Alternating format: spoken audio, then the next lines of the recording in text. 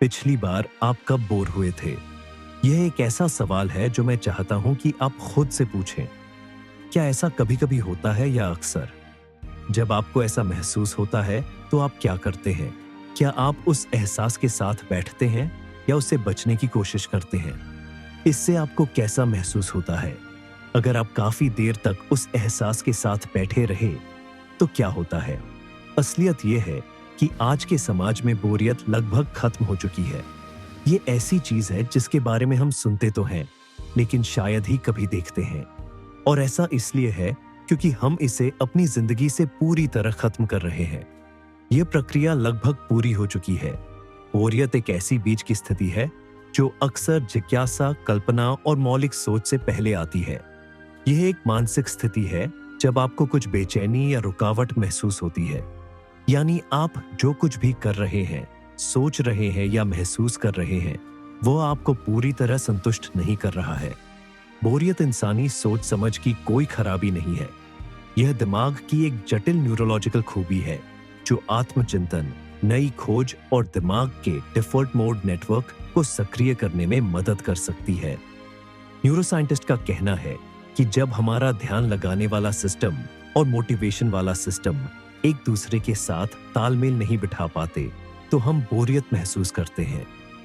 बोरियत होने पर दिमाग का एंटीरियर सिंगुलेट कॉर्टेक्स इस बात का पता लगाता है कि आप जो कर रहे हैं और जो करना चाहते हैं, उनमें कोई मेल नहीं है, और इंसुला इस पर प्रतिक्रिया देता है।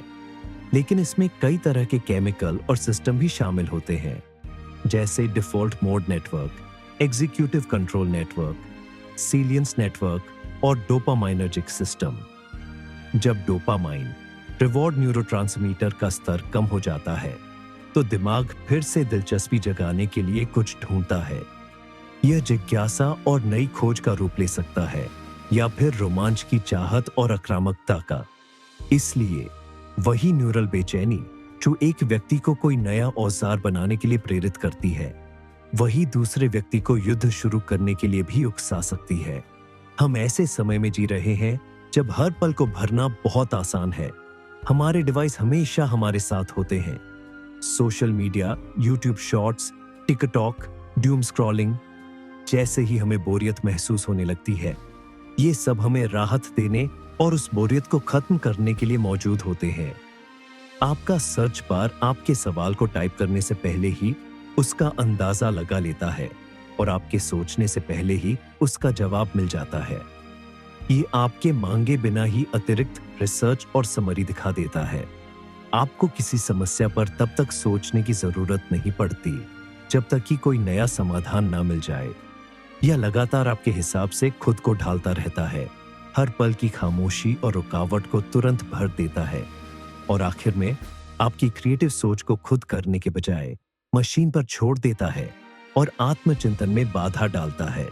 हमारी टेक्नोलॉजी को असल में इस तरह से बनाया गया है कि हमारी जिंदगी से बोरियत दूर रहे। इसे वापस पाने के लिए हमें न सिर्फ व्यक्तिगत तौर पर कोशिश करनी होगी, बल्कि उन सिस्टम्स को भी बदलना होगा जिनका हम इस्तेमाल करते हैं। हमें अपनी टेक्नोलॉजी को फिर से डिजाइन करना होगा, और ये आसान नहीं होगा।